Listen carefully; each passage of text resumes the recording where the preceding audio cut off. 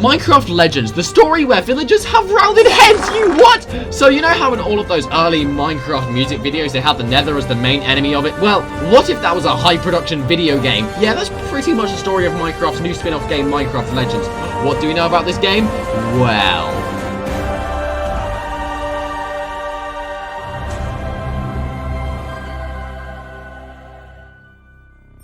it's some story where this odd chap unites the overworld to fight against them nether fellas. And that odd chap being a self-insert character known as the player. When you first load up the game, you spawn at the Well of Fate. Well, your fate at the moment is to hit the subscribe button, and you get some funky tools from the Well of Fate, such as the Flame of Creation, which lets you build spawners to bring in different monsters to help you fight. You can spawn creepers, which I guess are just suicide bombers in the context of this game, honestly.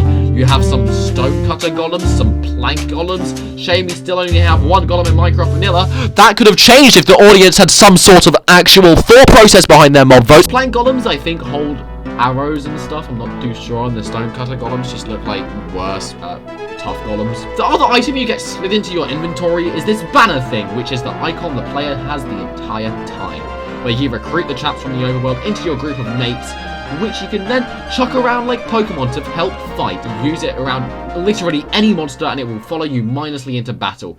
The evil for this game is the Piglin, which has different hordes and types, like this guy who's large, this guy who's small, and this guy who's massive. There have also been serious revamps to the overworld monsters, such as these fellas shown in the cinematics, and some in-game gameplay revealed at Minecraft Live 2, like this weird purple tiger, and the implication that llamas will spit on piglins. The concept of the game is that it's this funky action strategy type thing, where you fight the horde of piglins as a commander, commanding your kidnapped overworld Pokemon to attack, destroy, and in the case of the llama, spit on the opposing piglins. You can swing your sword around every now and then, but it isn't looking to be the main way to fight monsters in this game. However, the main way to fight the piglins is to use your banner to select a certain area of land and telling your overworld monsters, both good and bad, to charge at them and cause as much destruction as humanly possible. The gameplay looks pretty sick, as you have to determine which monster to attack which piglins. I mean, there's a kind of like strategy element to it where you have to actually think about attacking instead of just spam clicking left click like 1.8 PvP. And you build certain structures to keep pushing against the multiple portals that arrive at the base, because believe it or not, it is multiple nether portals that somehow go into the overworld. I don't really know how. So assuming that the goal of the game is to destroy all the portals and then probably use the power of teamwork and friendship and all that lovely bollocks to cleanse the overworld of the nether scourge or something along those lines. Something important that was also shown to us in Minecraft Live was the GUI, where you can see you have the Minecraft hotbar, but also a compass up top, your resources in the bottom left, and the Allay guy. But you also have this building interface, where you have the different kinds of structures you can create to help you on your adventure. But how do you build and collect resources? It can't be a Minecraft game without mining and crafting, right? We've already got one of those. Well, there is mining and crafting, but not by the player, rather by the Allay. Games take years to develop, can I say? So does no one find it somewhat suspicious that this game has one of the monsters that could have possibly not made it into Minecraft, that Allay could have been only exclusive to Minecraft Legends? Unless the mob vote was rigged! Blue Allays are the resource gatherers, based off of the fact that the blue Allay demolished this tree, and how the number of blue Allays went down when it did so. It seems like there's a limit to the amount you can destroy at once. Shame really, wanted a Minecraft Legends world eater with the Allay. The orange Allays are the builders, but can you build block by block? Nope.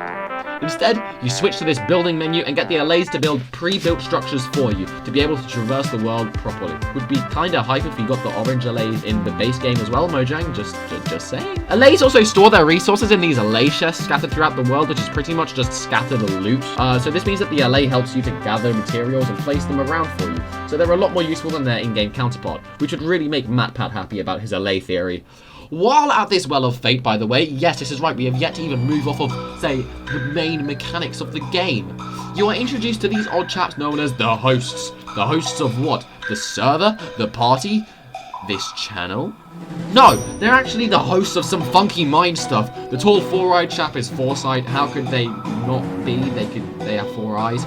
The one-eyed Cyclops chap is Action, maybe because they do stuff rather than look at stuff. And the small blue azalea tree-looking chap is Knowledge. And the red glowy one behind them is called the subscribe button. These fellas help you in some kind of way by being Jens's therapist. Probably something more useful than that in-game. probably some tutorial guides to guide you around the main story and force you to defeat the pygmies so that you're not just mindlessly wandering and enjoying the scenery, which is a shame because the environment looks nuts. I would love to enjoy it. There's these weird mushroom hat things that the player can jump on to boost them and their horses all over the place. These glowy plants, which are called speedweed, make you go fast. So you touch it and you get high! There's these giant forest things with the mangrove trees, this desert biome, and the corrupted overworld biome. Let's go! Where you can actually see the portal in the far distance over there, and the land is corrupted by nether. Which, by the way, can we get this portal animation in vanilla, please? It would be far cooler than this.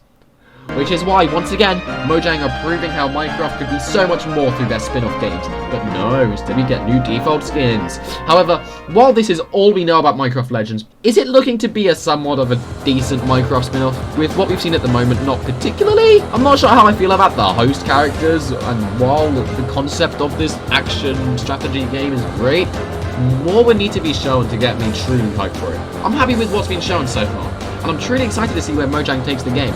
Well, you won't have to wait for long, as it will emerge from its slumber in spring next year. And hopefully some of the features, like the orange allay, will make it into Minecraft. Because they've got way too many ideas they don't use in the base game. Come on, Mojang, you've got these ideas in one room, have them for all of them!